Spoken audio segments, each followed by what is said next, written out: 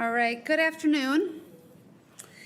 I'm Minnesota Management and Budget Commissioner Erin Campbell, and with me today are State Economist Dr. Becker and State Budget Director Ahna Minge. Together, we will present the February 2025 Budget and Economic Forecast. I want to begin by acknowledging the hard work of Dr. Becker and his economic analysis team, pulling together an economic forecast during a time of significant change and uncertainty at the federal level. I also want to thank Ahna Minge and our budget team for their work developing the budget outlook, as well as the many other staff at MMB and in our partner agencies who provided the information necessary to present this budget forecast. Minnesota is one of 14 states that show a 4-year window into our state's budgetary and economic outlook in our twice-yearly forecasts. We analyze a large amount of data to develop our forecasts, which represent the best financial projections we can provide based on the information available when we prepare them. In this forecast, we continue to refine our projections for the budget years, FY 26-27, which will provide essential information policymakers can use for developing the next state biennial budget. And we also update our projections for the planning years, FY 28 and 29. Finally, I want to underscore that, like other states, we are closely monitoring unprecedented changes at the federal level, changes that are still very much in flux. We are still getting a sense of federal policy direction under the new administration, and there are many key details we don't know yet, including the impact of any future congressional funding decisions, which could have major implications for the national and state economy, as well as for the Minnesota's budget. After our presentation, we'll be happy to take your questions. For the budget biennium FY 26-27, the overall picture remains largely unchanged from what we presented in November, with the main difference being a widening gap between the forecast expenses and revenues. The projected balance at the end of FY 26-27 is now $456 million, which is $160 million less than our previous estimates. This means we will have less money to carry over into fiscal years 28-29, where we continue to forecast a deficit now totaling just under $6 billion. A common theme you'll pick up on today is the projections for both revenue and spending are higher, largely because of the impact of inflation. While individual income and sales tax revenues are a bit higher than previously estimated, those gains are offset by higher spending, driven by growth in our two largest segments of our budget, education and healthcare. As I mentioned earlier, unknowns regarding federal policy changes and their impacts introduce considerable forecast risk, which Dr. Becker will say more about in a few minutes. This slide shows the projected FY 26-27 budgetary balance in this forecast in the middle column compared to the November forecast estimates on the left. The column on the right shows the difference between the two. At the top of this slide, you'll see that the beginning balance is $10 million less than we projected in November. That is because we now project the ending balance for FY 24-25 to be just slightly lower than we'd previously forecasted. The projected balance at the end of fiscal years 26-27 appears under the lowest horizontal line. As you can see, we now forecast a positive balance of $456 million, again, $160 million less than we'd forecasted in November. At the bottom of the slide, you can see what the balance would be if we did not include discretionary inflation in the totals. Discretionary inflation consists of the estimated cost to maintain current service levels, and it's important to note that the 2025 legislature would first have to appropriate those funds. The increased levels of spending do not automatically go into effect under law. If inflation were not added to those line items, we would expect to end fiscal years 26-27 with a balance of $1.6 billion, which is $59 million more than estimated in November. That increase occurs because the cost of discretionary inflation to maintain the current service levels has grown since November by $219 million. So when we remove discretionary inflation, the available resource appear greater than forecast in November. Any unspent balance from FY 26-27 rolls over to the next biennium, meaning any new spending in this upcoming legislative session would reduce the amount available to soften the projected deficit in FY 28-29. By now, you've probably become familiar with the format of this slide, which looks very similar to November, but it has been updated for this forecast. We'll start with the dark blue bar farthest to the left. This shows the $3.7 billion projected balance in FY 24-25 that we expect will carry forward, becoming our starting balance in 26-27. Moving to the next set of blue columns, our starting balance of $3.7 billion in FY 26-27 is reduced by the size of our structural imbalance, or the amount that our spending in FY 26-27 exceeds revenues. This reduces a projected balance at the end of FY 26-27 by $2.1 billion. When you include an estimated $1.1 billion in spending for discretionary inflation, we're left with a balance of $456 million at the end of FY 26-27. If left unspent, that balance would be available to carry forward into FY 28-29. So we'll move over to the yellow columns on the right, which represent FY 28-29, again, where we've got a starting balance of $456 million. During fiscal years 28-29, we expect spending to exceed revenues by nearly $4 billion. When you add $2.5 billion in discretionary inflation to the mix, we're left with a projected deficit of just under $6 billion. That is about $845 million more than we had projected in November. Now, this doesn't show up on the slide, but if we remove inflation from the estimates, we would show a projected deficit of $2.4 billion in fiscal years 28-29, which is $393 million more than we'd anticipated in November. Constitutionally and statutorily, Minnesota is required to enact a balanced budget for the coming biennium, which in this case will be for fiscal years 26 and 27, where we do still estimate a small surplus. But as you can see, spending decisions made this legislative session will have impacts on the planning years where we anticipate significant challenges. On top of that, changes underway at the federal side could significantly impact the outlook that we are presenting today, including how much we ultimately have to work with from a budgetary perspective.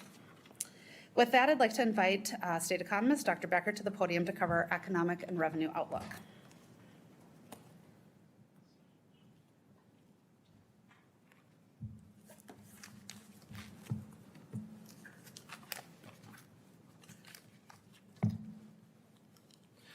Thank you, Commissioner Campbell. I'm Anthony Becker, Minnesota State Economist. I'm going to start with a review of the U.S. economic outlook, highlighting the significant changes since November, move next to Minnesota's economy, review the forecast risks, and finally review our new revenue forecast for the two biennia. Since Minnesota's budget and economic forecast was prepared last November, the outlook for U.S. economic growth has been revised upward for 2025. But slightly lower growth is now forecasted for 2026 through 29. We've also seen significant upward revisions in the forecasts for inflation in both 2025 and 26 in all of the major price indices. Key interest rates are expected to remain above the November forecast levels, as the Federal Reserve is now projected to hold off on rate cuts because of rising inflation. Minnesota's economy is predicted to remain strong in the near term with a continued tight labor market, low unemployment, and rising real wages. At both the national and state levels, there is significant uncertainty surrounding trade, fiscal, and immigration policies. These uncertainties contribute to substantial downside risks through all the years of the forecast. Our macroeconomic consultant, S&P Global Market Intelligence, released their baseline forecast to us on February 10th, 2025. They assumed a 10% universal tariff, 20% tariff on China, and a 25% tariff on steel and aluminum imports. They did not include any retaliatory tariffs in their assumptions. We now have higher tariffs, including tariffs on Canadian and Mexican products, though the Mexican product tariff has been stayed, apparently for 1 month, along with substantial retaliatory tariffs in place or soon to be implemented from major trading partners. These are not included in the forecast. SPGMI's baseline forecast assumes that the Federal Reserve will lower interest rates once in 2025 and then pause further rate cuts until 2026. However, if inflation persists or even increases, the Fed may not lower its target interest rate as much as assumed in the baseline forecast. SPGMI assumes that current federal personal income tax policies are extended beyond their scheduled 2026 expiration. For corporate taxes, they assume the tax rate will be reduced to 15% from the current 21% for corporations that produce domestically. In addition, they assume increases in or suspension of the debt ceiling as needed. Finally, SPGMI has reduced their forecast for net international migration by 500,000 people per year relative to Census Bureau projections for the years 2025 through 28. Please also understand that in addition to the recent tariffs I've mentioned, the forecast assumptions do not incorporate any effects of federal worker terminations, contract suspensions, or interruptions in federal payments. In the first chart, we show the SPGMI forecast for annual growth in real GDP. The Bureau of Economic Analysis, or BEA, now estimates that real GDP grew at an annual rate of 2.3% in the fourth quarter of 2024, substantially faster than they had assumed it would in their November forecast.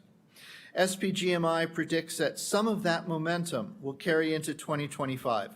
As a result, the forecast for 2025's GDP growth is now 0.3 percentage points higher than it was in November.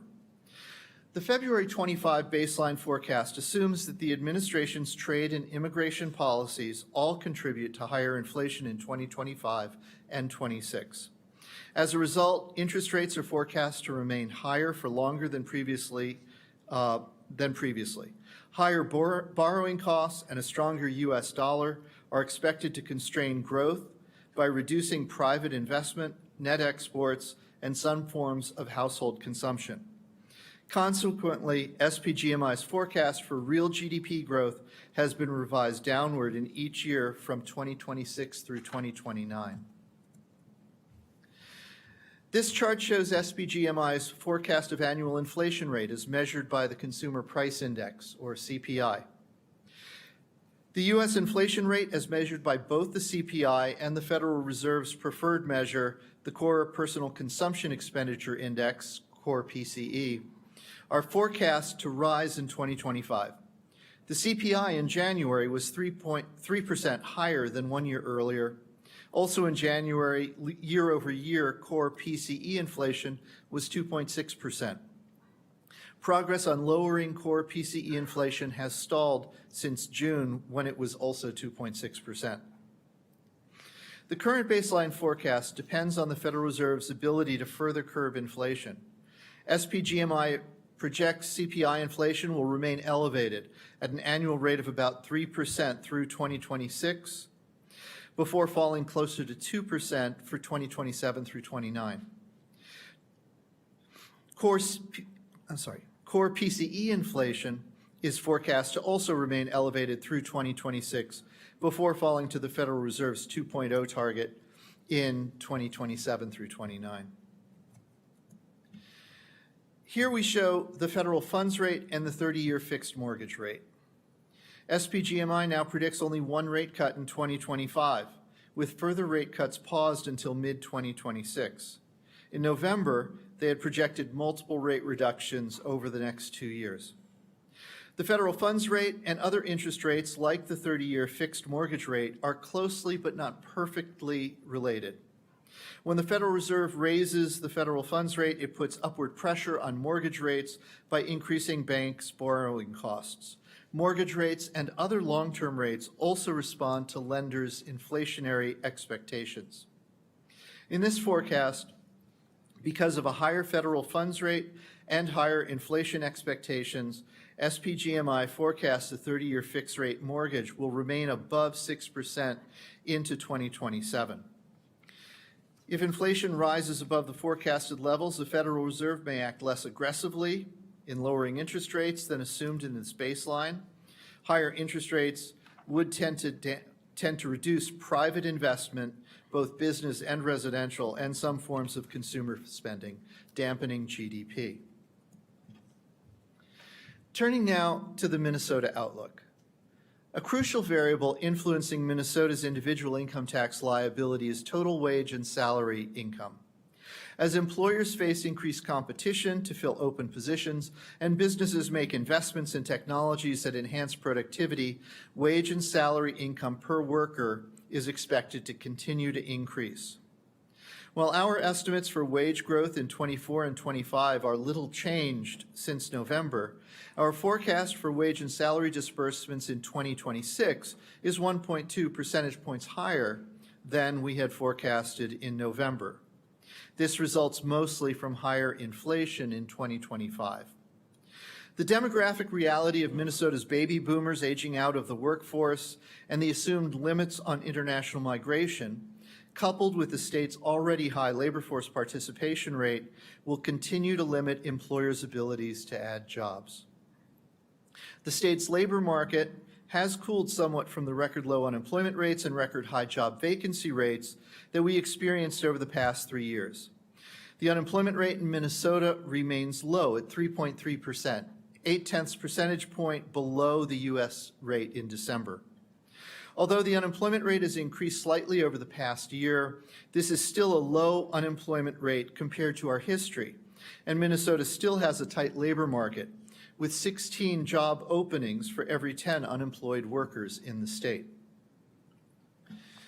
I'd like now to highlight some forecast risks, or things that may push the true path or push the actual path of GDP and incomes off of the baseline forecast. First, SPGMI's February outlook does not fully incorporate potential tariffs or trade policy uncertainties.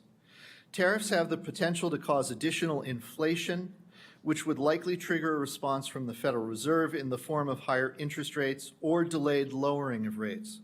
These higher rates would tend to suppress private investment, both residential and non-residential, and consumers' purchases of big-ticket items, such as motor vehicles and some durable goods. Further, policy uncertainty can cause businesses and consumers to be less willing to take on debt, which could also reduce investment and consumption. Second, policy changes and uncertainties at the federal level introduce important forecast risks through employment.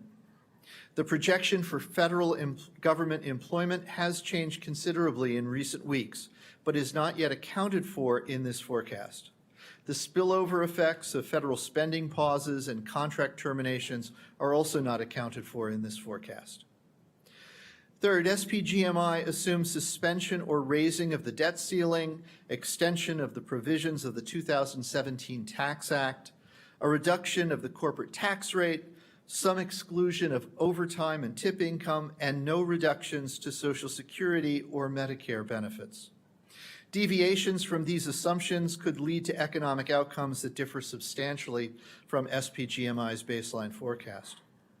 Fourth, the current baseline forecast depends on the Federal Reserve's ability to further reduce annual inflation rates to their target rate of 2%. If inflation persists above the target level, the Fed may delay interest rate reductions compared to what is assumed in the baseline forecast. As I've already mentioned, higher interest rates would tend to suppress GDP growth. In addition, the possible effects of proposed tariffs and immigration policies could put upward pressure on prices and wages, threatening the forecasted monetary policy path. And high federal deficits and national debt could weigh negatively on economic growth in the long term. Finally, with 28 months remaining until the end of the 26-27 biennium, even small changes in the assumed rates of growth in important revenue sources can generate large changes in the revenue outlook for this biennium. Moreover, uncertainty in federal policies, coupled with the difficulty of projecting long-range economic conditions and taxpayer responses to law changes, warrants caution when using forecasts for the FY 28-29 biennium. There are some potential upside risks in this forecast. If the administration does not fully implement its proposed tariffs, or if it rescinds some of the announced tariffs, there would be less inflationary effect. There is some upside risk that the fiscal stimulus from promised tax cuts and exclusions would add to real GDP growth. Over the longer term, technological advances could improve productivity and raise economic growth above the baseline forecast. Let's turn now to the revenue forecast. The first two columns of the table show our current forecast for the next biennium and the change from the November forecast. And the second two columns show the same for the FY 28-29 biennium. Total revenues for the 26-27 biennium are now forecast to be about 1% higher than in November. Individual income tax receipts are also forecasted to be higher than in the previous forecast for both biennia. We now know the tax liability for tax year 23, and it forms the base for this forecast. It is slightly higher than we had estimated it would be in November, raising the starting point for this income tax forecast.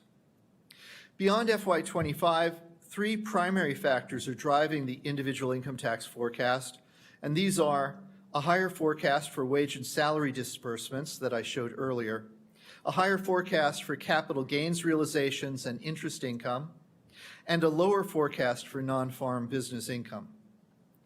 Sales tax revenue is higher in both the FY 26-27 and FY 28-29 biennia than in our prior forecast. This is due to higher than expected net sales tax receipts since November and an increased forecast for taxable sales, such as sales of durable goods.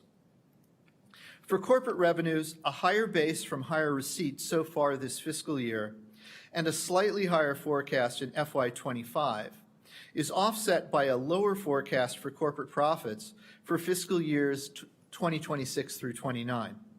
The net effect is a very small decrease in the corporate tax revenue forecast in this biennium and a decrease of $39 million in the forecast for next. All other revenue is now expected to be higher in both biennia compared to our November forecast, and this is mostly due to higher investment income on state fund balances. I'll now turn the briefing over to State Budget Director Ahna Minge.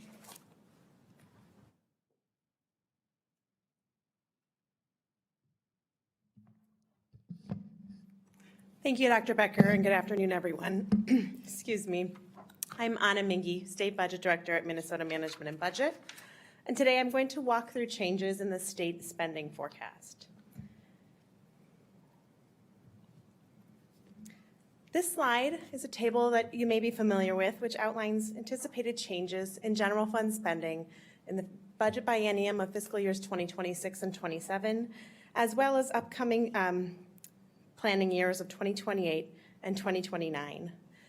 If you look at the very bottom of the table, you can see that total spending is projected to exceed our November estimates by $790 million in the 26 and 27, and $960 million in 2028 and 2029. So let me walk you through the table to give you a sense of what's contributing to this change. The top line, E12 education, historically the largest area of spending in the general fund, is expected to be $198 million above November estimates in the first biennium and $339 million higher in the tails. And this is driven by increases in both general education as well as special education. In general education, spending is higher than previously anticipated due to a higher forecast of pupils, students showing up for school across the state, and increases in the basic formula allowance resulting from higher inflation. In addition, special education spending is higher than we previously expected, as school districts spend more on things like wages and transportation to provide services to students. On the next line, Health and Human Services spending is also above previous estimates, in this case by $338 million in the first biennium and $359 million in the second. This forecast reflects additional costs resulting from a population with more complex healthcare needs. Higher long-term care spending contributes $186 million higher cost in the first biennium and $157 million in the planning years due to changes in long-term care rates and caseload. As you may recall, most disability waiver rates are increased every 2 years to account for inflation. This forecast assumes larger inflationary adjustments for those services than we previously projected. We have also seen faster growth in the use of these services than we assumed in November. Another driver of the change in Health and Human Services spending is higher utilization of weight loss drugs, which is expected to increase MA spending by $80 to $90 million per biennium. The forecast at this point doesn't assume sort of any longer-term savings that may accrue to the program. It is instead focused on the near-term known impacts to our managed care contracts. On the next line, you can see property tax aids and credits spending is slightly above previous estimates. I'll just keep moving down to our debt service forecast, which looks relatively flat. You see slightly higher in the first biennium and slightly lower in the tails. Because of higher interest rates, the budget forecast now assumes a smaller bonding bill in the 2025 legislative session of $700 million, and those savings help to offset some of the costs of the state coming through higher interest rates. All other areas of the state budget are relatively unchanged, and the last line I would highlight is the line labeled discretionary inflation, where you can see that the cost is estimated to reach $1.1 billion in 2026 and 27, which is $219 million above November estimates. This increase is due directly to a higher forecast of the Consumer Price Index. This number is meant to be a guide for policymakers about the cost of funding state services in the wake of rising prices. We refer to it as discretionary inflation because it's only calculated for programs where cost increases aren't already automatically built into their funding formulas. I'd note that about 60% of the general fund is not actually included in this inflationary calculation because of the way that they are funded. It is really important to emphasize that this money doesn't flow automatically to programs. It has to be appropriated by the legislature, and policymakers have the choice, the discretion, to address inflationary pressures, to spend this money on something else, or to leave it unspent, which would benefit the general fund bottom line. So all of those changes combined add up to the bottom line change of $790 million in the first biennium, and $960 million in the second. So let me dive into some of the trends underlying this summary information. This slide depicts general fund spending starting in 2024, the most recent year of actual data, through our forecast for 2029. It splits the general fund into three categories: education, health and human services, and all other. Typically, education and health and human services have been the largest areas of state spending. In 2026 and 27, they are expected to account for almost 3/4 of the general fund. You may notice on this slide the significant decline in the light blue bar from 2024 to 2026. That represents the end of the significant one-time spending that was enacted in the 2023 legislative session, which was concentrated in areas like capital investment and housing. However, that's not the most important takeaway from this slide. E12 education and health and human services, as you can see, grow faster than the rest of the state budget. But for the first time ever, health and human services is expected to become the largest area of the state budget in fiscal year 2029. As you can see, that green line sort of passing the dark blue. As I've discussed in previous forecasts, this is largely driven by faster spending on long-term care services. Now let me turn to changes in the education forecast. As you saw, education spending is projected to be above previous estimates in 2026, 27, and 28 and 29. A significant driver of this change is the impact of inflation on the basic formula. Basic revenue is the largest aid stream within general education. It provides a statutorily determined per pupil amount to school districts. And beginning in 2026, that per pupil amount will be tied to inflation. We now project that the rate of inflation driving those changes is higher than the November forecast. The chart shows those projected increases in the formula allowance with the dark blue bar representing our current forecast and the dashed line representing November. By 2028 and 2029, we project a 1% increase in the basic formula allowance relative to November estimates. And while 1% might not sound like a very big number, it has significant costs when applied to a base of about $14 billion. I'd now like to pivot and discuss an area of risk in our spending forecast. As we've discussed in previous slides and in recent forecasts, Health and Human Services spending has grown from previous estimates and is growing quickly over time, driven largely by our medical assistance program, the state's Medicaid program. But it's important to keep in mind that for every dollar the state spends, the federal government is spending even more because they pay for roughly 56% of state medical assistance spending. This chart shows projected medical assistance spending by group and type of service. And on it, the state spending is the dark blue at the bottom of the bars, and federal spending is the green and light blue. In the total, the federal government is projected to provide $26 billion to medical assistance in the 26-27 biennium. And this underscores how sensitive our budget is to changes in federal funding. Because MA is a state entitlement program, reductions in federal funding will result in increased costs to the state budget. The U.S. House recently passed a budget resolution that calls for significant spending reductions in the committee overseeing Medicaid. The budget resolution doesn't address what policy levers Congress would use to achieve these savings, it merely sets a target. But these reductions would result in billions of lost federal Medicaid funding to Minnesota every biennium, which is not reflected in our spending forecast.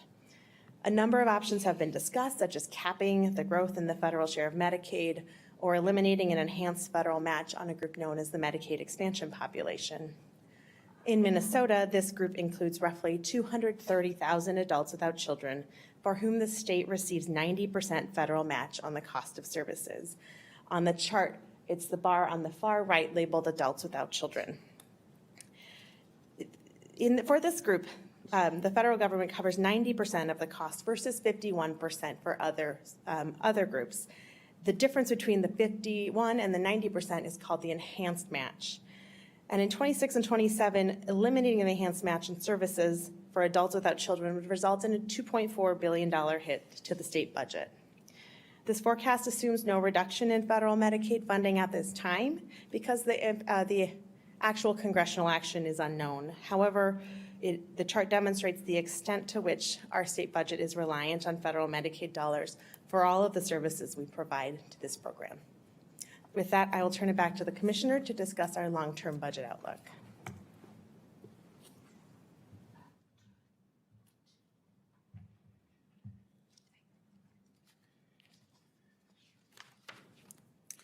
All right, thank you, Ahna. This slide shows the long-term budget outlook. It compares our forecast revenues against our estimated spending for this coming biennium and the next without including any unspent projected balances or transfers to our budget reserve. As a reminder, this is what we call our structural balance. In fiscal years 26-27, projected spending is $67.8 billion compared to $64.5 billion in revenues, leaving a structural imbalance of about $3.3 billion. Then in FY 28-29, total spending is estimated to rise to $74.3 billion compared to $67.8 billion in revenues, creating a $6.5 billion gap in the planning years. You might notice the $6.5 billion gap is larger than the projected $6 billion deficit in the FY 28-29 biennium. The reason that the number on this slide is larger is because it doesn't include any of the money that we would be carrying forward from the previous biennia. This slide simply shows what we are estimated to take in during both biennia versus what we are projected to spend. On the right-hand side of the column, you can see the biennial growth column, which illustrates that we do expect revenues to continue to raise by 2.6% annually. Estimated spending, including inflation, will increase at a faster rate of 4.7%, but if we take out discretionary inflation, spending would still grow, but at a lower rate of 3.8%. As you've heard during this presentation, rising inflation is one major takeaway from this forecast. Another that is not reflected in the forecast numbers is the federal budget uncertainty. Federal funding is critical to Minnesota. 1/3 of our state budget comes from federal funds. In FY 26-27, we estimate Minnesota will receive $45 billion in federal funds, with more than half of that attributed to Medicaid funding, which provides essential health care and supports to 1.2 million Minnesotans, including 42% of Minnesota's children. While the outcome is uncertain, we do know that recent U.S. House budget resolutions calls for $2 trillion in spending reductions. The Commerce and Energy Committee, which oversees Medicaid, is expected to cut $880 billion. How much of that will come from Medicaid is unclear, but it could range from $600 billion to the full $880 billion. A cut of that magnitude would amount to an 8 to 12% reduction in federal Medicaid outlays. If that reduction were distributed proportionately across states, Minnesota could see a reduction of $1.2 to $1.6 billion in FY27 alone, and that amount would increase over time. The Senate budget resolution calls for smaller cuts, so what the end result will be and what the actual financial impact to Minnesota is yet to be determined. But what's important to note here is that under current law, the state will be required to pay any portion of Medicaid costs that the federal government does not. This is true for many other entitlement programs outside of Medicaid as well. If the federal government makes significant reductions in Medicaid, it could result in a dramatic hole in the state's budget. If that happens, Minnesota policymakers would be faced with very difficult choices. They could make changes to entitlement programs to reduce rates, benefits, or eligibility. They could look for new state revenues, or they could make significant cuts in other areas to preserve sufficient funding for the Medicaid entitlement programs. At this point, it's our hope that Medicaid is not cut or that reductions are minimized, but we want to be prepared and appropriately set expectations, in particular as it relates to the forecast we're presenting to you today. What you see here is what we think is accurate now, and future federal changes could have a significant impact on our available resources. Today, we've discussed the budget outlook and the uncertainty associated with federal funding and policy shifts. In the weeks and months ahead, Minnesota policymakers will need to decide how to account for the potential impacts of federal actions and growing projected deficit in the planning years. But as we close out this presentation, I do want to reinforce that we continue to be well positioned to make thoughtful and strategic decisions that will improve our ability to weather and the uncertainty that we've highlighted. As a starting point, we have the benefit of a strong foundation of fiscal planning in Minnesota. The last several forecasts have reflected positive balances in the budget biennia, in part because policymakers had the foresight to leave considerable resources on the bottom line over the last several years.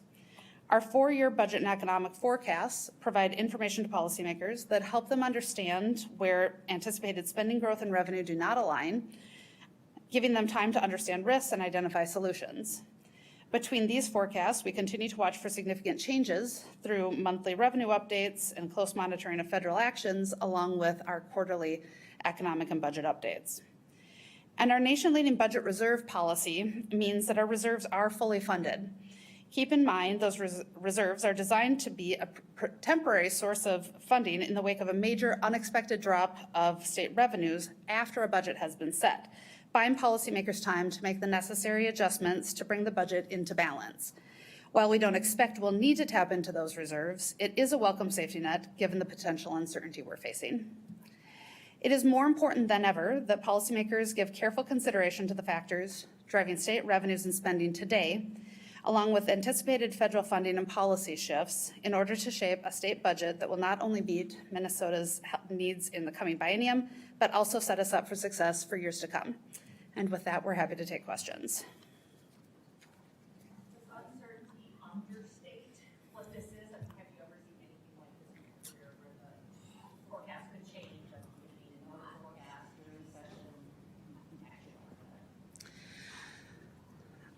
I think that, I mean, we've chosen to highlight the uncertainty because it does feel really significant in this moment. And you can see how things are changing on a daily basis that makes it increasingly difficult to understand where things are headed.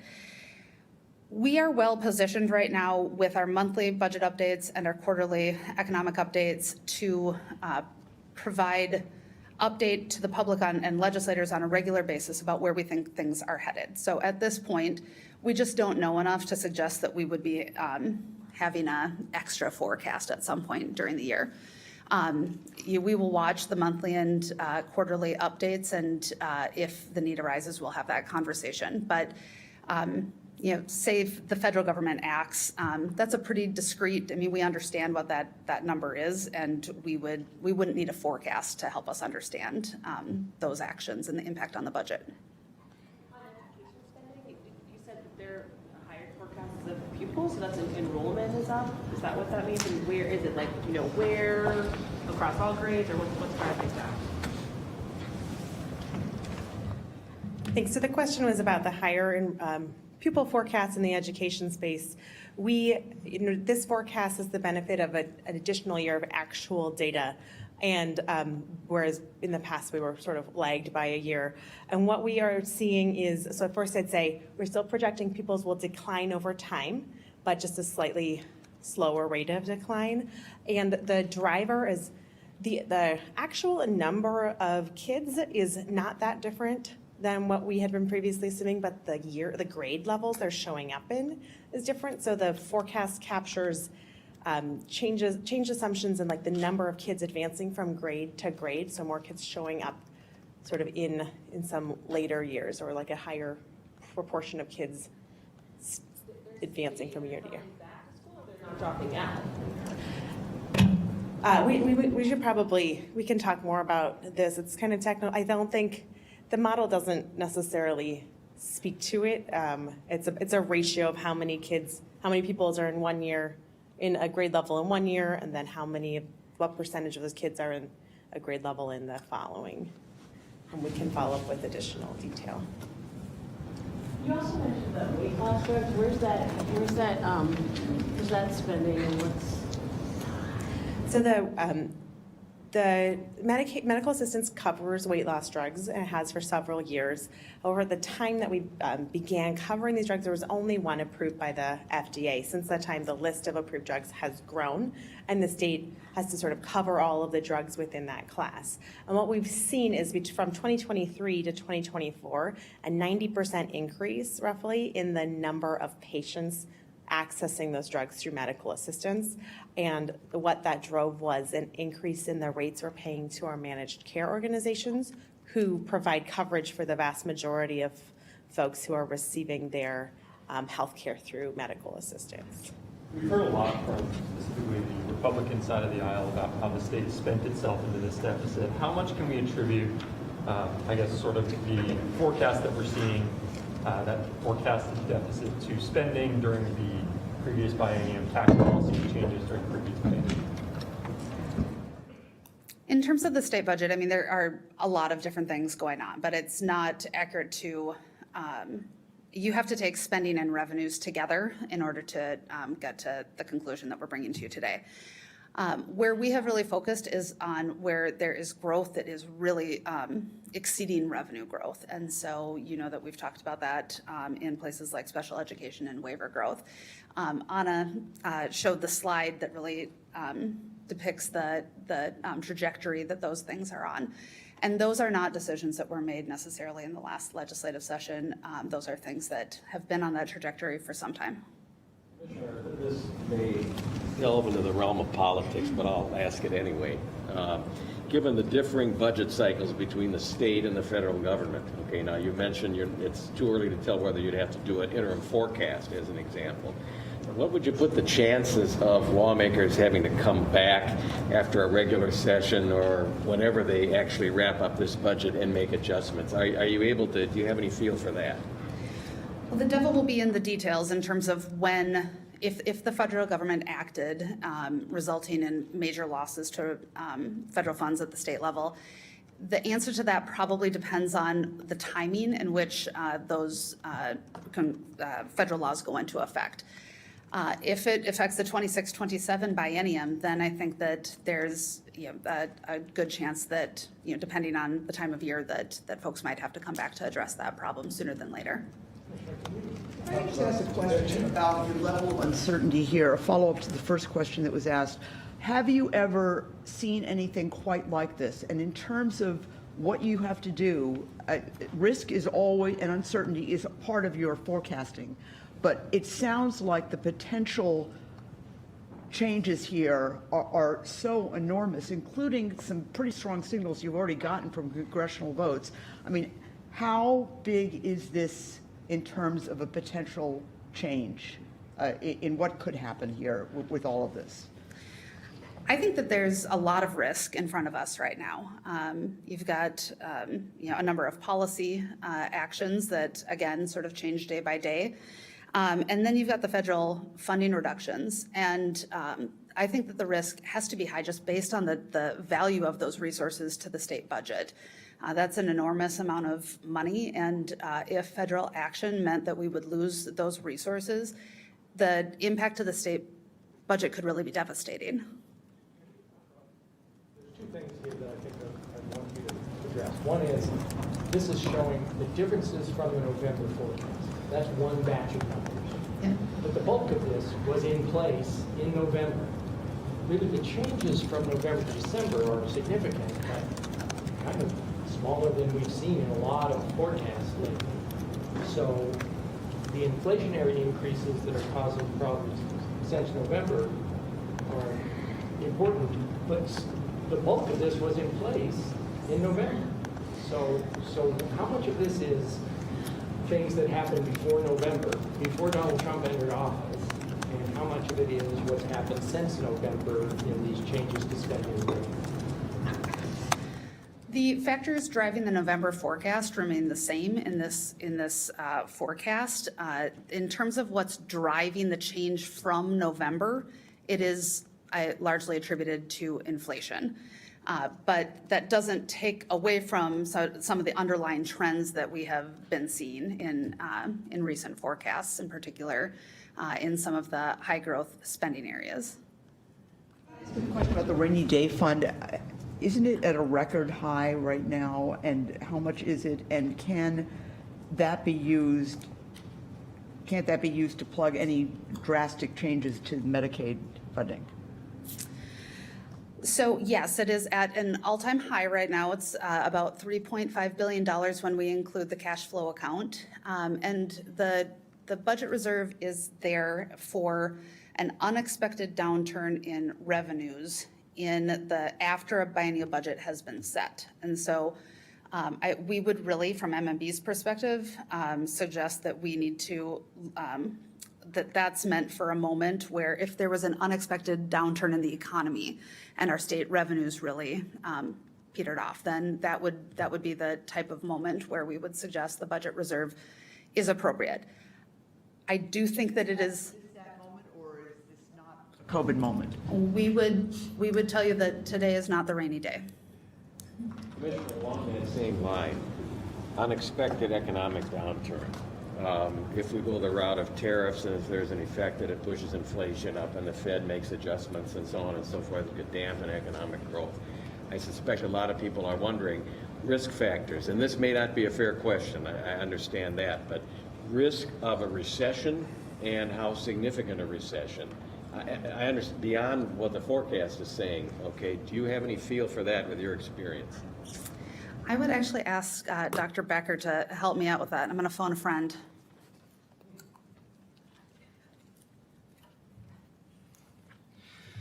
So, risk of a recession. Yeah, that's a dangerous question. But let me just say that one of the things that I really appreciate about our macro consultant, SPGMI, is that they give us not just a baseline scenario, but also a pessimistic scenario and an optimistic scenario. And they do not have a recession in their pessimistic scenario based on the February 10th release. Now, it's possible that when we see the release it'll be with us in just a few days. We'll get it next week for the March. That'll be interesting to see if their pessimistic scenario has changed, given the movement on tariffs specifically, as well as some of the proposed changes to federal spending that are out there. Scenario that the forecasting service currently has doesn't factor in tariffs or any of the other It doesn't fully factor in tariffs, no. Fully factor. It actually factors in more. I would have to go back and double check all the things that it puts in, but it actually does factor in slightly higher tariffs and different responses to those tariffs. But, you know, at this point, it's the uncertainty that is also out there, and in the sense that a lot of businesses, consumers, and so forth are going to delay various plans because of the uncertainty, not because they expect a tariff or they don't expect a tariff, but because they don't know what to expect. Commissioner, in the budget update, it said that the largest individual driver of HHS changes was improper payments for the tribal residential facilities. What happened there? I'll let Director Minge answer. Thanks for the question. The question is about some changes occurring in the current biennium 24-25 in Health and Human Services. The budget forecast reflects $125 million increases in a program known as the Basic Health Fund, which largely pays for substance use disorder services. So this isn't something that's occurring in 26-27 or 28-29. And what occurred is that for several years, the Department of Human Services paid providers, and a portion of those payments were billed to the federal government for services provided in facilities that weren't eligible for federal Indian Health Service funding. And so what the forecast is picking up is just sort of a settle up with the federal government to apply the right payment source to these costs. But I think it's important to note that the amounts paid to the providers were not incorrect. It's just the split between the state and the federal government. Thank you, everybody. Why weren't they eligible? What was the issue? So I'll say quickly, so there is a classification of treatment settings known as institutions for mental disease. They're places generally with 16 beds or more. They're not eligible for federal Medicaid funding. The state actually has a waiver to allow for treatment in these settings if providers meet certain criteria, and that's something we anticipate will happen over time with these providers. So what's the impact of the general fund because of that improper payment? So the settle up is, I think, $113 million, and then I think that's in the forecast narrative as well. And I know the governor's here, and I can connect with you after this as well. Over what span of time did that happen, that payment mistake? I'll need to circle with you after this and get that information.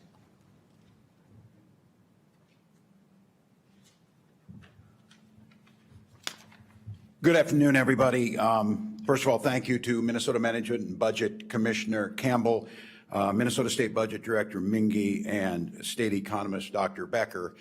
In these unsettled times, there's a lot of work that their team is putting in to make sure we get these numbers and get them correctly. And I'll say what I stood here in November and said, and it holds true, maybe more so now.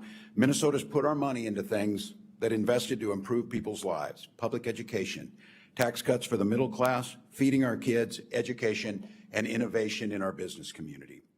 The challenges you just heard require us, when we put out the original budget, and it is now more important than ever that we implement that, a responsible, measured, honest budget that tackles our challenges at the state level.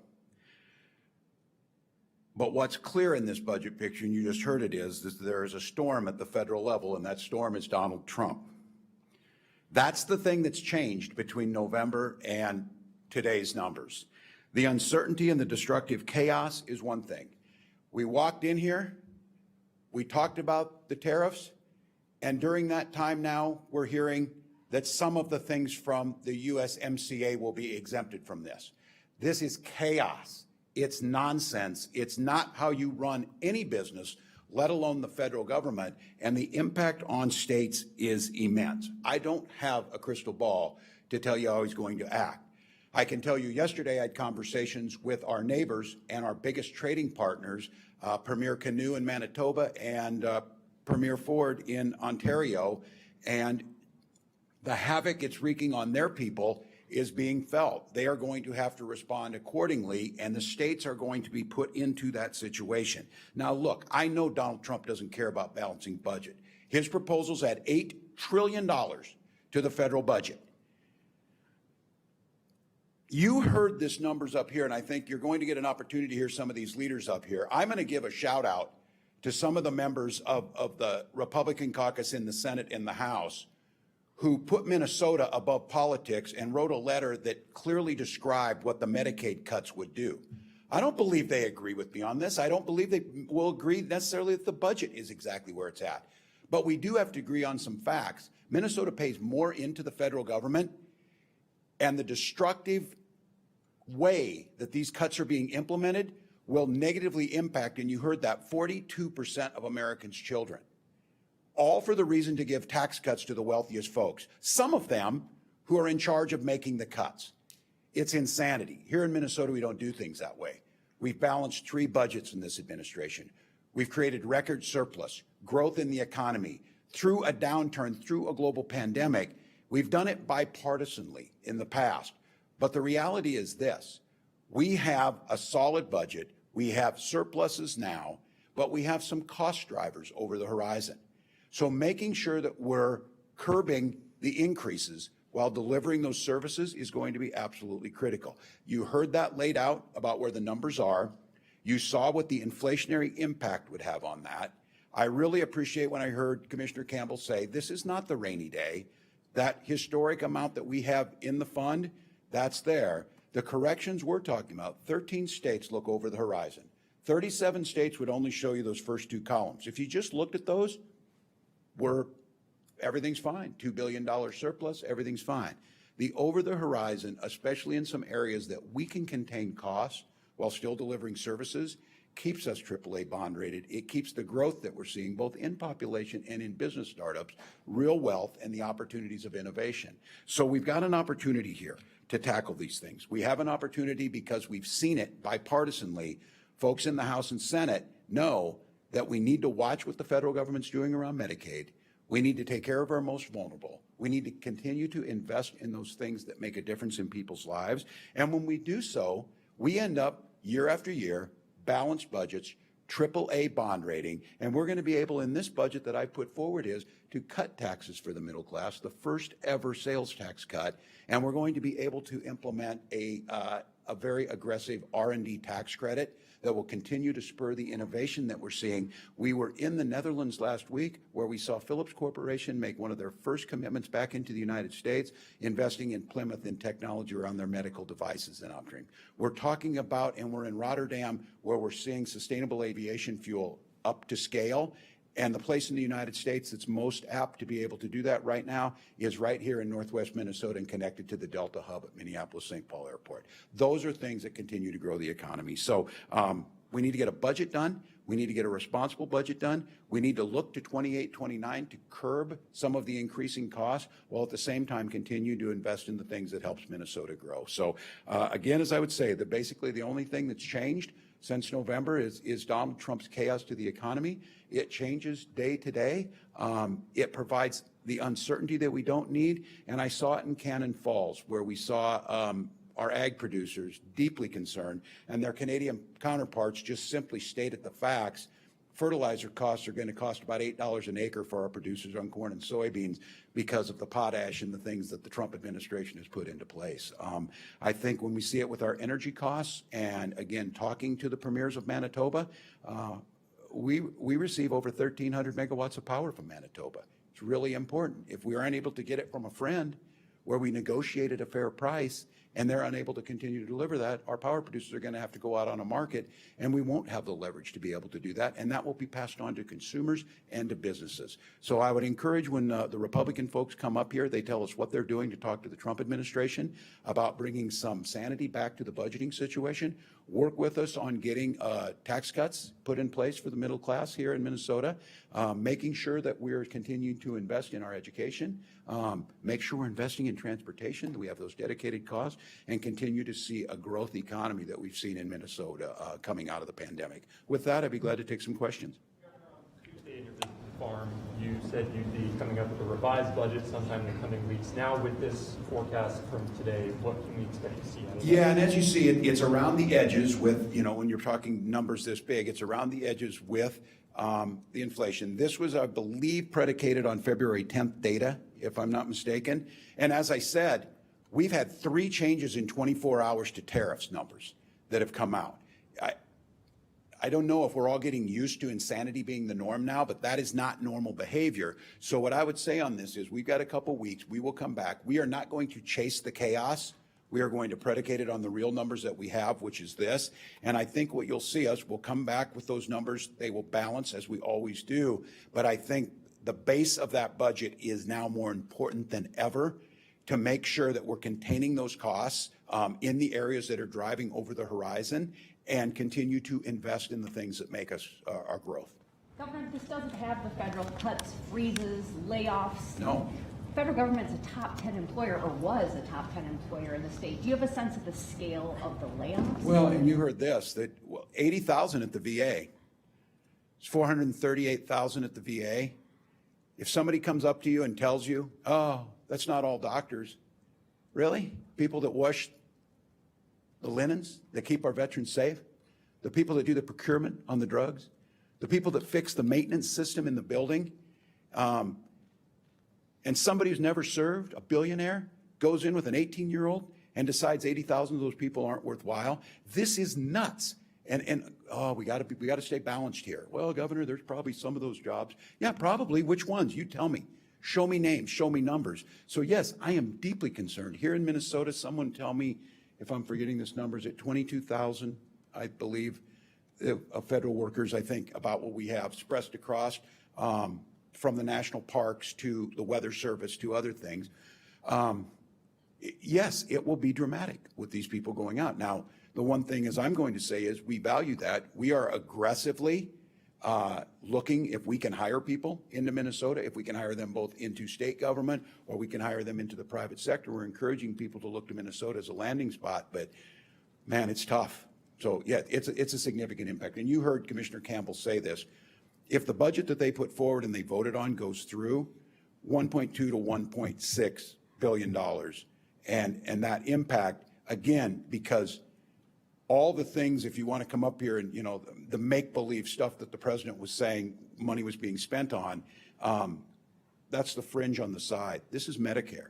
This is Medicaid. This is transportation funding. And the impact on it, as you heard, a third of our budget. And we in Minnesota are one of the least dependent states on the federal government, and the impact, as Mary mentioned, it will be dramatic. And again, I hope we don't lose this. There's a macro impact of this, which is Dr. Becker's job to tell us on. I think it's our job as elected officials. This is the micro. That's a family that worked hard to serve this country, serve this state, and they are being told that they are not valued and being told to say, you know, list 5 things that you did this week. Hire some of these workers into the state government? Are you talking about existing vacancies or adding? If we have vacancies open, yeah. If we have experts and we have state veterans homes that we're always trying to find people in. If we have folks that know how to care for veterans, we would look to try and do that. But it's hard to absorb it. Now, look, folks are looking for workers, but these are professionals that are being let go. Beyond the federal stuff, you've got the forecast showing even more growth in the HHS and education, special education, disability waivers. Do you foresee having to have even stronger curbing of that growth as you propose in your? Well, I think that's what we'll get into. And I think it's because this is reasonable. It's stretched over the 2 bienniums where we get a handle on this, where we don't have that rainy day. It's not a crisis. There's time to do this because everyone here and every legislator that stands in front of you is going to have to recognize that if we don't do this, it will be there. And as I've said, it'll be 1/8 of the budget by 2028-29. It'll be about half the budget by 2035. I think this path is still there. This is a relatively small on the edges of this to be able to adjust. So I don't think we're going to be asked for any more. And again, the goal of that is not stopping or cutting, curbing growth to fit within where our revenues are. And again, we have an opportunity here to tackle this on the front end so that we don't have to have the crisis situation or the rainy day.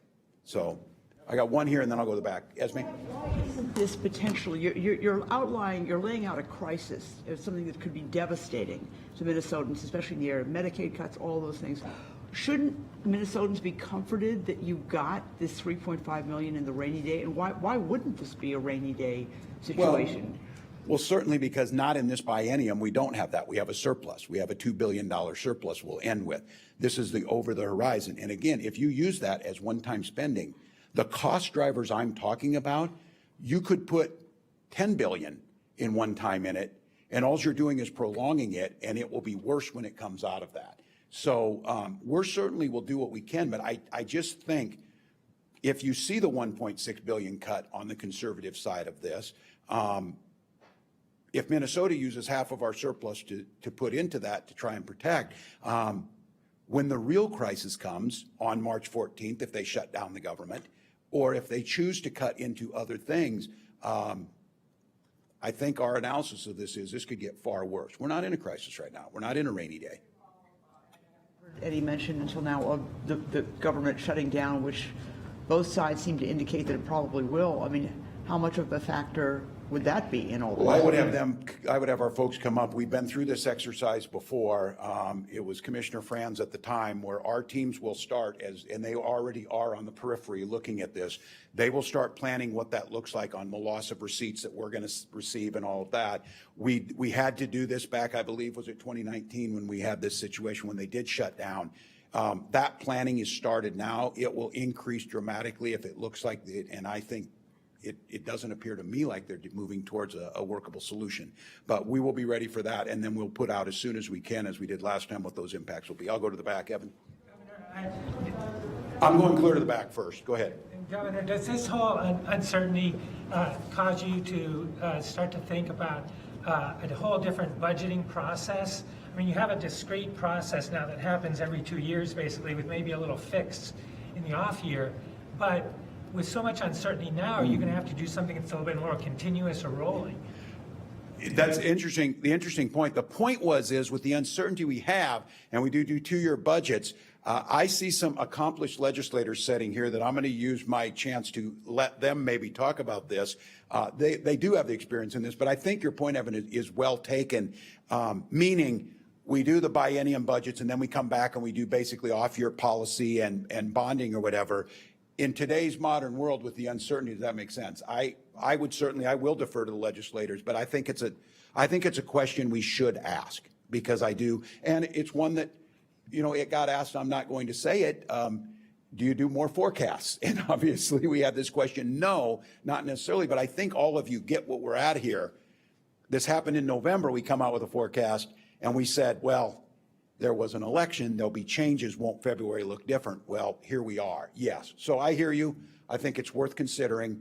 I think, again, that it begs that question, what happens if you do a budget, the legislature starts working, and the federal government makes more massive changes? I think the answer to that is we cross that bridge when we get there.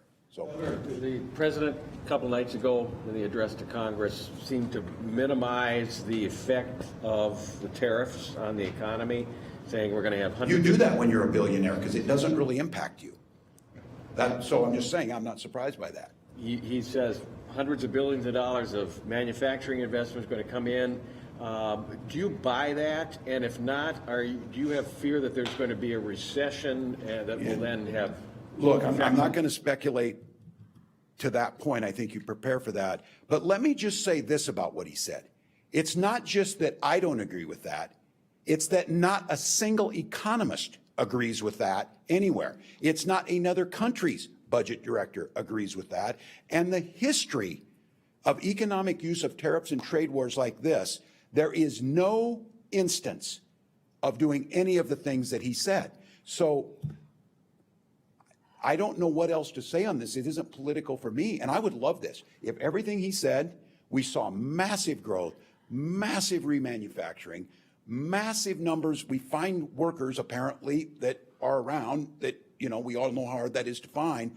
If all of those things worked, that's great. My beef with him is not that I just want to pick a fight. My beef is this is lunacy. And I will make the case on this. Coming from someone who not only could not do budgets, could not do business budgets, and could not keep businesses in place. When you have a casino and you can't make money, that ought to tell you something. Republicans are proposing to delay paid family and medical leave rollout and make some other changes to the program. At a time when more people are going to get laid off and need to do this? Would you support any changes if it came with cost reductions? Well, we'll always look for cost reduction, but I'm not interested in cutting benefits to people. I'm not interested in us joining the rest of the 197 countries of the world that have paid family medical leave. I think us in Yemen, maybe. I want to be in that because what we know is states and countries that have paid family medical leave have higher production, they have higher consistency in their work, they have a higher quality of life, and people, for goodness sakes, you should not have to go broke because you got to go get chemo or you got to take your kids because they're sick. So we were willing to work. We had this discussion. Kicking the can down the road? No, we're not going to do that. Will this new forecast call for major revisions to your budget proposal, and especially on the Medicaid issue that already got a lot of pushback last time from Democrats? Yeah, no, it won't have major, Tom's question, the major revisions. No, it's the inflationary costs on the edge. It's why I'm glad we take and budget for inflation, and now we're seeing what the effects of inflationary change will make. No, it will still be there. I would say this, it reinforces the need, because again, I just said there's just two universals in this. Do you want your taxes cut? Yes. Do you want your services cut? No. You got to figure out how those two things blend together. And in Minnesota, we do a very good job of this. We're in a very solid spot. We're not talking about cutting services. We're talking about curbing growth to be manageable so that we can spend and do the things in other areas like cutting sales taxes, like cutting and improving the R&D tax credit. So no, this should be relatively around the edge. But the question that Evan was asking and others is, by the time you get this out, at the pace we're on, what we saw 3 today, say it takes us 14 days, I'll see 42 different positions from the Trump administrations on tariffs. That warrants having to take another look. So specifically on the Medicaid issue, you don't expect that to get any deeper, those cuts? Well, I think we'll work with them. No, not exponentially. There'll be things around the edge that we will have to look at in terms of this. I think we were looking at 1%. So we'll 1.1%, 1.2%. Anyone else who hasn't got a question? All right. How much do you plan to travel around the country and do town hall meetings? And you talked about a shadow government the other day with New York. Look, my job here is be governor. I'm here. I do this. I got a lot of energy, as I've said. I don't even think the Republicans would criticize if I wasn't as round as much because they probably don't want to see me. I'll go where it needs to go because I think there's an issue here. These policies impact the middle class. These policies are good. We're seeing the opposite of this, which is chaos, tax cuts for the wealthy, layoffs of workers, just all of that. The contrast is so great, we have to figure out how to make the case. And I said, if you won't go sit in front of people and do your town halls, we should open up that space to let people speak because the answers are going to come from folks. They're going to tell you how they feel. And I've been there. I was there, members of Congress. I've been here at State Fair. I get an earful. The times when we make that available are really important. So we'll do our job here, but we'll be able to get around. State legislative Republican leaders say they do want to see you, they want to meet with you, and that you've rebuffed their requests for regular meetings to start talking through this. Well, that's not true. So have you met with the speaker one-on-one, and if so, when? We have met. We have sat in the rooms. We've met. The legislative leaders are there. Look, we're early in the session. What are you bringing me? You know when I'll meet with Republican leaders? When you produce a budget, when you show me numbers. You're not going to come in and criticize mine where you're like, ours is better, but it's top secret. No, bring it in. There's time. There's work to be done. And you know what work doesn't need to be done today? Figuring out and trying to pass a bill so you can shoot somebody for taking your parking space. Work on the budget. Do your job. Work on your budget. What do you think of talk of a federal pardon for Derek Chauvin? Oh, I don't know what President Trump is going to do. It's worth looking at, and bloggers. Officer Chauvin has a state, he has 22 years of state time that he will do. All right. Thanks, everyone. Thanks, folks. Thank you, guys. Did I have that right on that?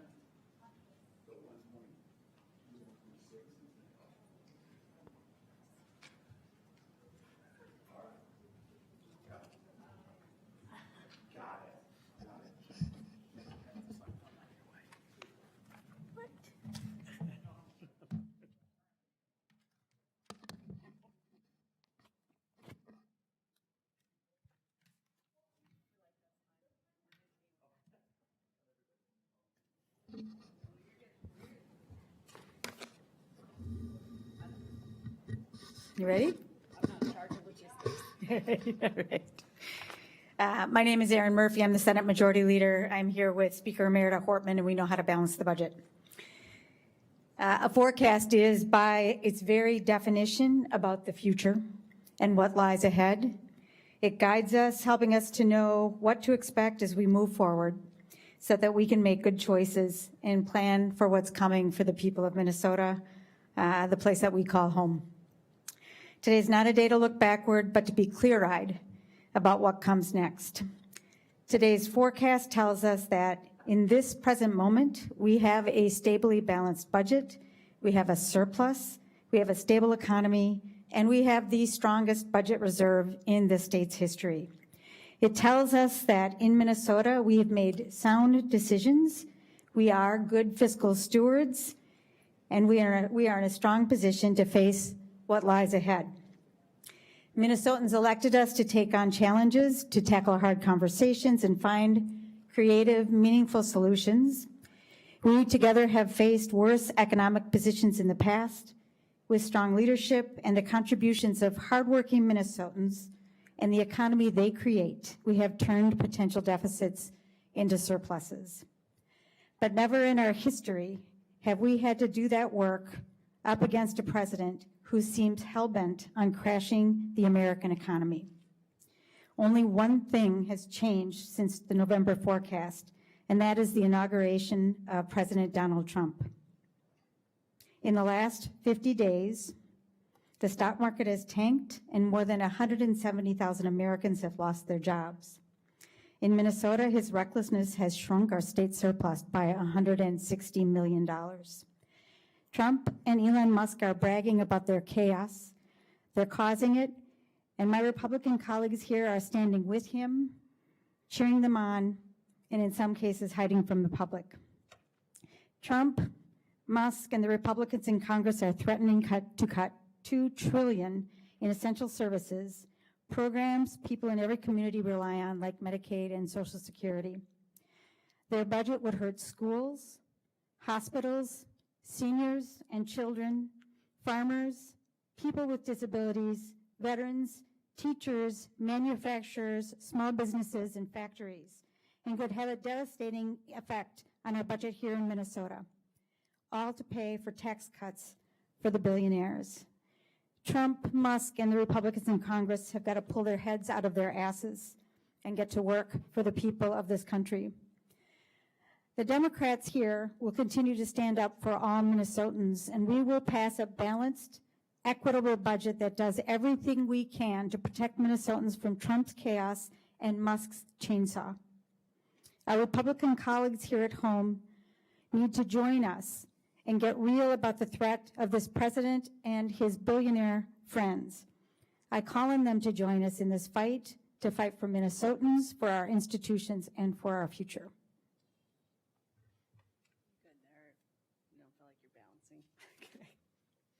Good afternoon.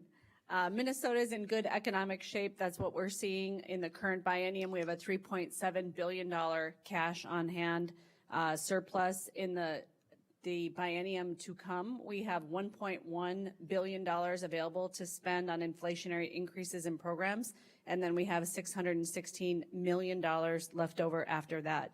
Minnesota is in good economic shape after 2 years of Democratic control. But we're already starting to see the negative impacts of Donald Trump's chaos, cruelty, incompetence in Washington, D.C. with the tariffs and increasing inflation and the uncertainty taking a toll on our economy and our state budget. Consumer confidence is plummeting. Grocery prices continue to go up. Experts are cutting projections for economic growth. You can see in the forecast that you just received, GDP is projected to go down. Inflation is projected to go up. Mortgage rates are projected to go up. Donald Trump is wrecking our economy. Manufacturers have reported steep declines in new orders and employment. We know that tariffs will raise prices for Minnesotans and alienate some of our closest allies and trading partners. Just yesterday, ADP reported that private employers added only half the jobs projected in February. Critical federal funding has been frozen. Dedicated public servants have been fired, all thanks to Donald Trump and Elon Musk's erratic actions, creating havoc in the markets and in the federal government. And this forecast does not account for anything that's happened since February 10th. As the governor noted, at the rate they're going, they'll change their position on tariffs 42 more times. Things have rapidly trended negative, even in just the last week, and it seems like they're promising to make it worse. Today's near and long-term economic forecast is helpful and necessary for the legislature and the governor to put together a state budget that is balanced for the current term and then balanced ongoing.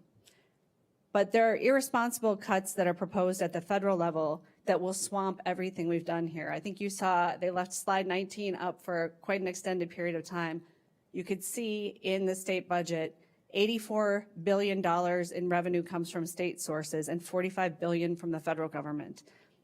If we look out in the out years and we use the non-inflation adjusted numbers, or the inflation adjusted number of a potential $6 billion deficit, $2.4 billion if you don't count inflation, that is just absolutely swamped by $45 billion in federal funding that is entirely at risk under this chaotic administration.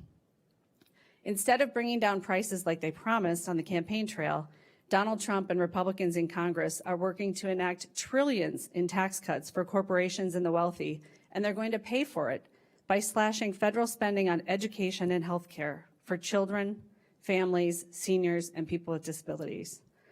Thanks to responsible DFL budgeting, we are in good shape. We are looking forward to working on a bipartisan basis to ensure that Minnesota stays in good shape and that we have surpluses in the future as well. Certainly that will take some management as we look at those deep tails. But we are in good shape and we have the highest budget reserve ever. We are going to be, as Democrats, fighting to protect working class Minnesotans. In the last 2 years, you've seen Democrats working together to improve the situation for working Minnesotans and consumers vis-a-vis corporations that exercise excessive power to our disadvantage. We see Republicans fighting to preserve the status quo, where billionaires rig the economy to accumulate more power and wealth. But we'll keep fighting for workers and consumers, and we look forward to working together with Republicans to balance the budget. With that, we will take questions. How do you pass a budget with the uncertainty ahead? I mean, would you anticipate being in special session all summer, fall? Well, I would say we will enact a balanced budget by the time the legislative session is over. And if we have to come back in September and October, if the Republicans in Congress and the president screw it all up, we'll come back in September or October. We have to balance the budget. It's our obligation. We do it with this forecast in mind. We hope that the Republicans in the Congress change their minds and don't roll over to Donald Trump and do what he is suggesting they should do, because that would hurt the people of Minnesota. But for now, we're going to balance this budget to this forecast, and we're going to be done, knock on wood, by May 19th. It's been a couple of months now since we got that original November forecast that showed that deficit for the first time. And yes, we have a positive carryover balance projected for this biennium, but when do you start looking at where to make cuts? I mean, could you increase that carryover this legislative session? What might spending cuts look? Where are you guys looking like at first? Go ahead. We are, our caucus has been digging into this question now for many weeks, and there are many places to look in order to balance the budget. And we are going to consider the current agencies, the current budgets. We're going to take a look at things that we've appropriated for but haven't received a federal match, and that we don't anticipate a federal match given the new administration. So we're going through everything with a fine-tooth comb. But our objective is to balance the budget, to balance it out for the people of Minnesota, and to protect Minnesotans, particularly against the harms that are coming our way from Washington, D.C. There's just two things I would say in response to that question. Number one, the governor has proposed bending the cost curve on the rate at which expenses for disability waiver services are going up in special education. And like he said, he's not proposing a cut. He's proposing to slow down the rate of growth. So certainly we have to look at government programs where the rate of growth is higher than the rate of inflation. But you also referenced the carry forward, and the carry forward is critically important. As Democrats, we're leaving $3.7 billion cash on the bottom line. That's a big deal. Of the $17.5 billion surplus, there's 6.2 sitting around right now available to be used.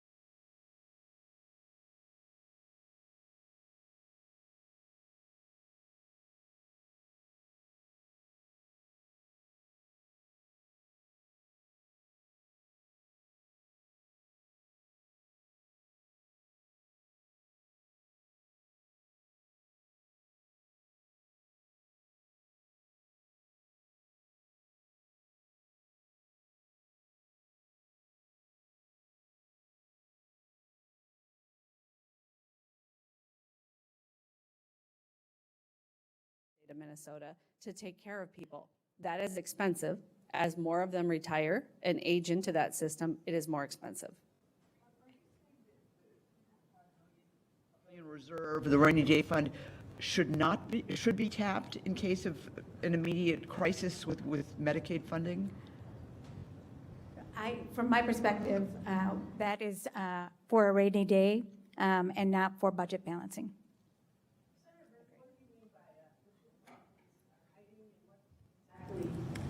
Do you mean by pulling their heads out of their asses? So you may have seen in the news recently that the Republicans in Congress have been asked not to do town halls in public. That seems to be hiding from the public. From my perspective as an elected official, the voters are the bosses, and we should be available to them. We are, they're not our subjects. We are essentially there to work for them. Regarding like heads out of asses, I will say that as we have been talking specifically about the budget resolution that was just passed in Washington in the House of Representatives, as we have talked about that issue, the jobs that are being cut, the contracts that have been frozen, the response that I'm most often getting from my Republican colleagues is, you know what, they're going to figure that out. That's not a real thing. We don't have to worry about it. It's a distraction. They're going to find waste in Social Security. They're going to find waste in medical assistance. They're going to find waste in Medicare. Those are important programs for the people of Minnesota. And so I think that we have to be clear-eyed and steely-eyed about what we could face. And so to Esme Murphy's question, the 3.5 that is in reserve could come in pretty handy if that budget resolution of $880 billion becomes law and we lose a lot of funding for our state budget here. That would come in handy in that moment. And that's why I don't think it is available for spending right now. House and Senate bearing the responsibility for that $6 billion projected deficit because of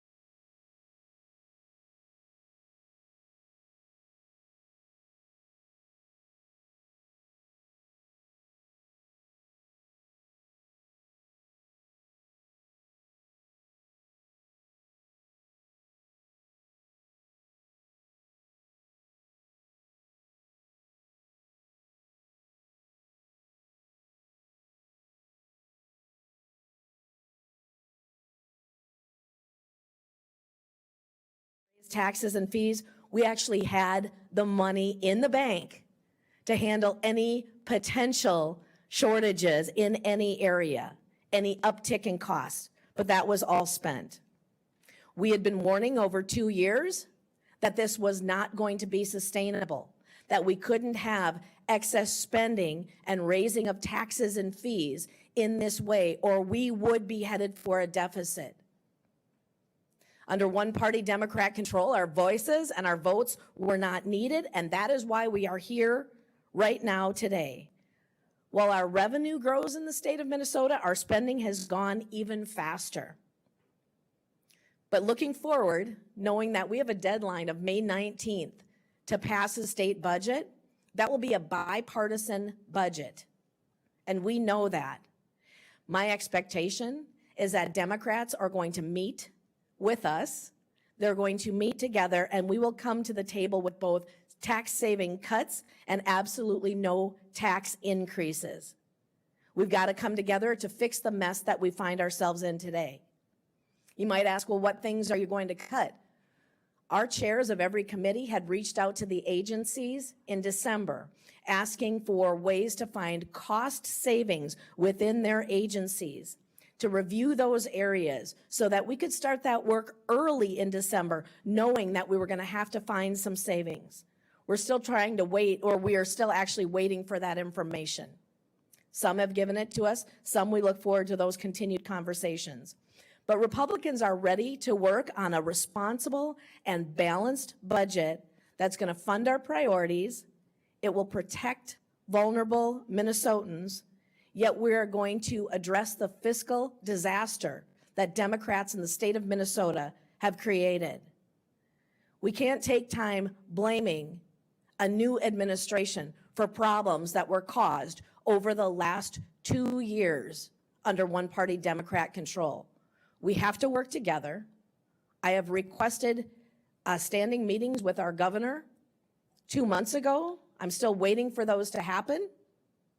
But I look forward to working with my Democrat colleagues both in the House, in the Senate, and then with our governor as we go forward. With that, I would like you to hear from Majority Leader Niska.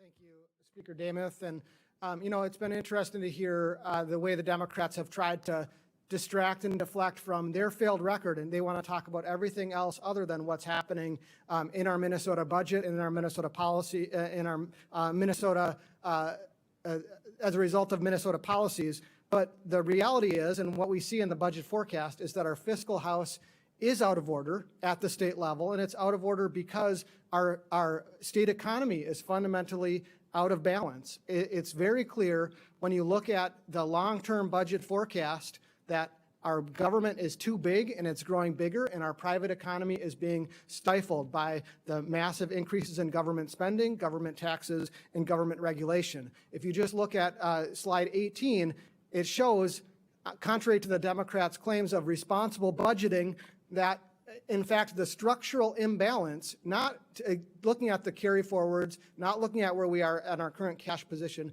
the structural imbalance, the money going out compared to the money coming in is bad, it's out of balance, and it's getting worse. It's actually doubling every budget cycle shown on that. It's $3 billion and then $6 billion. If you use inflation, it's $2 billion and then $4 billion if you're not counting inflation. Our budget problem is not because of including inflation in our budget projections. It's not because of anything happening outside of the state of Minnesota. It's happening because our budget, our government policies and our fiscal policies are putting a fundamental imbalance between the size of government and the size of the rest of the economy. And that's what Republicans are focused on, making sure that we do responsible budgeting, that we find savings where we can, but that we find ways to unleash the private economy so that we can pay for all of the government services that all of us expect to happen. So I'll now turn it over to our Senate Leader, Mark Johnson. Well, thank you, Leader Niska and Speaker Demuth. Appreciate it, and thank you so much for being here this afternoon. I'm Senate Republican Leader Mark Johnson, and I just am proud to have the opportunity to really set the record straight. Look, we've received 2 forecasts this week The first one left a little bit of mess out on our roads, but the second one is going to leave a mess of our economy going forward. And so Democrats have clearly broken Minnesota's budget. The deficit that they are leaving behind is going to be a mess that we are going to have to be cleaning up this session, and we're going to be working hard for that. Their ridiculous spending of over $18 billion of our surplus over the last 2 years, the $10 billion of taxes that they've raised on our businesses and our families and our communities are really hampering the growth of this economy. Minnesotans sent a clear message, didn't they? Democrats' out of control spending has to stop. We got to put Minnesota budget first. Minnesota Democrats are constantly blaming DC, but there is no one to blame but themselves. They squandered the surplus, they raised taxes, they wasted $500 million in fraud. The reality is, Walz administration has grown spending to unsustainable levels. Minnesotans haven't experienced similar growth in their personal budgets and cannot afford to be treated as bottomless piggy banks right now. Simply put, Democrats have put us in an unsustainable spending path, and that will hurt every Minnesotan. We need to put the budget first of Minnesotans, protecting their income, funding their priorities, and stopping the fraud and reducing government growth. With that, we're open for questions. Members wrote a letter to congressional leaders wanting those cuts potentially to Medicaid. Is that a feeling that you're not willing to vocalize? Are you worried about what may happen? I don't want a backlash from the president. What's fun, and thank you for that question. So it was about the letter that some Republicans have signed on to over the last couple of weeks here. I think what we were looking at there is, as this process is going in Washington, D.C., what is great to see is that it's no longer the status quo in D.C., and we're actually asking those tough questions of how we're going to be funding priorities, not just in Minnesota, but across the country. And so this was an opportunity to have that open dialogue, which for so long has been really a third rail, and we haven't been able to discuss. So now just being able to explore the possibilities is really refreshing. I think a lot of Minnesotans and across the country should be excited about what is happening, and everybody can have their input into that. Uncertainty, though, it creates potentially the federal freeze, cuts, layoffs are not in this forecast. And we saw the chart, a third of the state budget is federal money. It's a top 10 employer, or was a top 10 employer in the state. The impact could be real. Yeah, and Mary, I think one of the interesting things too is you hear the Democrats continually talk about the 42 changes in tariffs that have gone back and forth and the uncertainty there. What's great is to see that we're opening up those negotiations. Tariffs are being used as a tool to open up negotiations so Minnesotans, manufacturers, their trade goods, their commodities, we will try to get better deals for those across the globe. And so, yes, they throw out the boogeyman of Trump and all that stuff, but the reality is this is a new day in America, an opportunity for Minnesota to be a stronger state. And quite frankly, we're excited about what's going to be happening in many ways, an opportunity to grow this economy. Address that as well, the loss of federal funds, a third of the budget, what that could potentially do. I think the important thing that we recognize right now is where we find ourselves regardless of what we saw today, $6 billion deficit. This is time to rein in spending in the state of Minnesota. As far as the things that are actually being talked about potentially through the media and coming out of Washington, D.C., we don't know if that is going to happen or to what extent. We can look at that and have that information, but we have to focus on what we are doing here in the state of Minnesota. Absolutely. We have 6,000 new FTEs that were created in the state of Minnesota just over the last 2 years. We have $1 billion that has gone to nonprofits. Now, nonprofits in the state of Minnesota do a great job, some of them, but yet we know that there's a number of unaccountable nonprofits. We have over $600 million in known fraud in the state of Minnesota that until Republicans started, and we have the one-seat advantage right now, and we have a fraud prevention committee, that fraud has gone unanswered for. We have millions of dollars going out in empty trains. That is what we have to take a look at in the state of Minnesota first, before we even consider what could be a potential federal change to our income. We have wasteful money, wasteful spending, fraud, and an excess and bloat of government that we do not need in the state of Minnesota. That's what we have to come to terms with and work on. Other questions? How about the rainy, Esme. yeah, how about the rainy day fund? The Democrats categorize that as something that would not be used to plug a sudden shortfall or dramatic shortfall in Medicaid funding. Before we would even look at a rainy day spending, we have to get our actual spending, or using that reserve, we have to get our actual spending under control. That has not taken place over the last 2 years, and we know that. We have to balance this budget, and we can do it without dipping into that at this point. We can get our work done on time. May 19th is when we have to have that work done. Even with a 4-week delay because Democrats did not show up for work in the House of Representatives, that will not be an excuse of why we can't get the work done on time for Minnesotans with a balanced budget and a reduction in the spending so that we can go forward and have a strong state in that we need. Other questions? Do you agree with Democrats there's a significant chance of a recession here, which would throw the state into a worse budget situation than what you say the Democrats have put us in? We know right now the position that the Democrats in the state of Minnesota have pushed us in is unsustainable. That's what we're going to focus on first. Regardless of what happens at a federal or a national level, we will continue to consider those things. But right now, we have to rein in the spending that we saw with out-of-control Democrats spending taxpayer money. Other questions? Across the board cuts or a more targeted percentage, one agency versus another, or just 5-10% across the board? Have you gotten that far yet? I'm going to let our Ways and Means Chair, Chair Torkelson, address how we might look at potential cuts. Well, thank you for that question. Paul Torkelson, Chair of the Ways and Means Committee in the House. We have been examining the state budget carefully in every budget area. We have no intention of doing straight across the board cuts. We intend to do the work to find first unspent funds that we can claw back, identify where fraud has happened, and cut state agencies where we can. You might remember that when they created the Children and Families Administrative Department, they took parts of other agencies to build it, but they didn't reduce those agencies at all in far as their complement of employees. State government has grown dramatically in this last biennium, and we intend to draw that back down. It's time to make Minnesota government the right size. 75% of the budget is E12 and HHS, kind of stuck in those two areas? Well, we have work to do, and it's not going to be easy. I'm challenging the leaders on both sides of the building to come to joint targets sooner rather than later. We've already wasted a lot of time this session.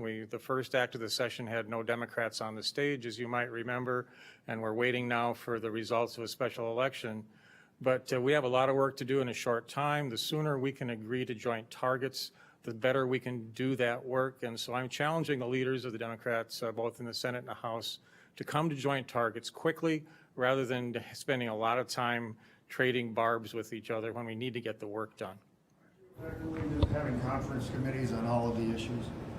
Well, if we end up tied, and we don't know that for a fact yet, yes, I think committees are going to act differently than they ever have before. We've never worked with tied co-chairs and with tied number of members on committees, and yes, I do agree with you that it'll be more like a conference committee work, but we don't know that because we haven't done it yet, and the challenge lies ahead of us. All the more reason to get to these joint targets quickly.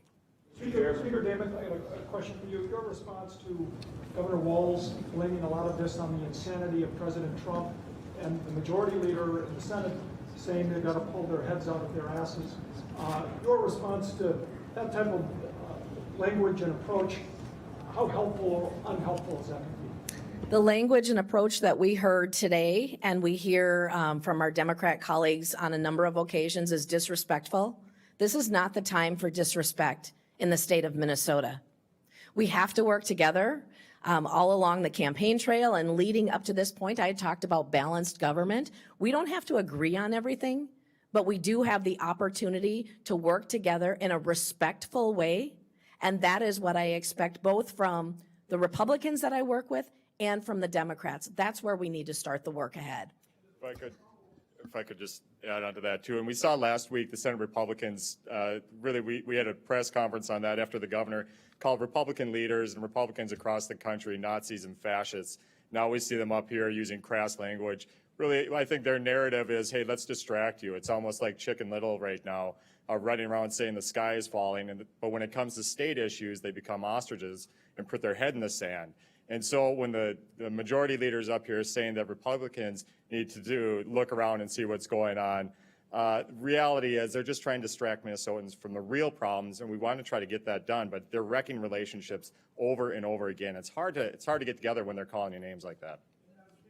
Follow-up, you have not been able to pass one bill with 68 votes, a consequential bill anyway. How difficult is it going to be, if you go back to a tie, to get to 68 votes on anything budget-related? We have passed just a couple of bills on a bipartisan basis off the House floor. We have a number of bills up today. There could be some passage of some of those bills. But I think the important thing to recognize is the work that we do together. The message that I'd like to have each one of you take out of this room today is that under full one-party Democrat control, $18 billion of surplus was spent. Taxes and fees on all of us in the state of Minnesota was raised by another $10 billion. We now know that there is a $6 billion deficit, yet we need to function as a legislature and as the government, deliver to the people of Minnesota those core priorities and the things that they need. Our kids need to be able to read at grade level. We need safe communities. We have to reduce our taxes so Minnesotans can afford their lives, and we need an environment that we can all grow in where our businesses, our schools, our hospitals can succeed. That is the takeaway, regardless of the disrespectful language or the deflection to Washington, D.C. We, as House Republicans and my Republican colleagues in the Senate, are focused on the work at hand. We have just a few short months to accomplish that. That is what we are planning to do. The governor was asked if he was going to speak out nationally, travel, oppose the president. He said, I'll go where I need to go, but he's also saying he's planning to run for a third term as governor. How does his national profile affect the state here? I believe that what you saw over the last time that the governor ran for national office really shined a light on his actual record and the things that were happening here in Minnesota. I talked to a number of Minnesotans across the state that had no idea the amount of money that was spent over the last 2 years. They had no idea about some of the social issues. It really did shine a light on Minnesota and let people know we have a lot of work to do. I would hope that our governor would prioritize his work here in Minnesota as governor of our state, work with legislative leaders, actually respond if I've asked for some type of a standing meeting to build that relationship as we work toward that balanced budget. I would hope that his first priority would be the state of Minnesota right now, and that is my expectation. Any other questions? Peter. You keep saying you don't want to deflect to Washington, it's a process, but when it comes down to it, if there are cuts that are coming down that will have a big impact on the state budget and some of the programs and put the state in a deeper hole, will you lobby your Republican colleagues in Congress against those? What we will do is, if those do become a reality, we will have clear communication with our congressional delegation. Both of you were just in D.C. as guests of Congress people. Did you convey any concerns about Medicaid cuts, or were you? Right now, the things that are being proposed in Washington are hypothetical because they're not actually happened right now. They have not taken place yet. Those are all things that they're working in Washington. My main focus right now is trying to get this balanced budget here in the state of Minnesota, building working relationships. We have a special election on Tuesday that will determine what the House of Representatives looks like going forward. We will either be in a true majority if Paul Wickstrom wins, or we will be returned to a tie in which we already have an organizational agreement that would support that. Our work is focused here in Minnesota, taking into consideration if there are changes at a federal level that impact us, and then we will work through that. If I could jump onto that. So Rochelle, your question was simply, what's happening up in D.C., how that's going to impact our budgeting then in just, right? So we had a great conversation there. But I think what you want to do here is look at the slides that were up. We're sitting at a structural deficit of $3.2 billion here in the state of Minnesota because of Democrats spending. And so we've got to be focusing on that. I know that the governor, he's more interested in campaigning right now on a national level. But the reality is we have to be looking at the numbers here in the state. And when you have a $3.2 billion deficit, let's address these problems first before we start getting into the hypotheticals of what's going on in D.C. I really think you did a good job at distracting a lot of folks out here, because this is the topic that keeps coming up. What about this over there? But the reality is we have issues right here in the state right now. That's our jobs. We're going to be working on that and focusing on that. And we've got an elected delegation out in D.C. that we've had great conversations with. Their reconciliation process is going to be continuing and ongoing. And we'll see what happens there, but voice your concerns with those folks. Speaker Damon, this morning you mentioned that paid family and medical leave, potential changes could be a space to get some money back. Is that still on the table, and what are you looking at? We definitely have to look at the way that paid family medical leave is structured right now. What we have heard from businesses, from school districts, from hospitals, that this is not going to be sustainable. We have a program that hasn't even started, and it's already had to have additional money infused. The tax has been raised on every employer, which then can be passed on to the employees. And there's no minimum. If you have one employee, you're on the hook for this program that is going to create workforce shortages. It is potentially going to damage businesses in the state of Minnesota. Businesses can take care of their employees and provide what is needed. We're looking for meaningful adjustments to that paid family medical leave as we move forward. We've got a great team within our caucus working on that, and you will see those proposals rolling through as we move forward. We need changes to what is currently out there. Thanks, guys. Thank you.